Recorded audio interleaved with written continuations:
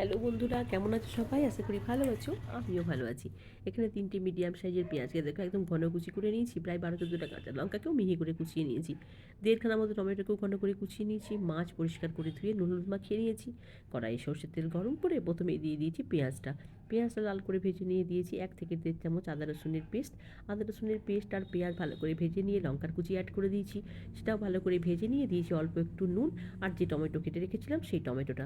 সমস্ত উপকরণ ভালো করে মিশিয়ে নিয়ে দিয়েছি প্রয়োজন মতো হলুদ আর কাশ্মীরি লঙ্কার গুঁড়ো। সমস্ত উপকরণ আবারও একবার মিশিয়ে নিয়েছি।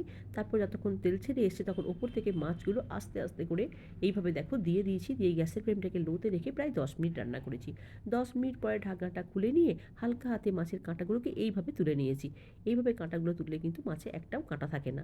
বেশ সমস্ত যখন কাঁটা তোলা হয়ে গেছে তখন ভালো করে নাড়াচাড়া করে শুকনো শুকনো করে তৈরি করে নিয়েছি লোটে মাছের ঝুড়ো। কেমন লাগলো এই রেসিপি আমাকে অবশ্যই জানিও। আজ এই পর্যন্ত।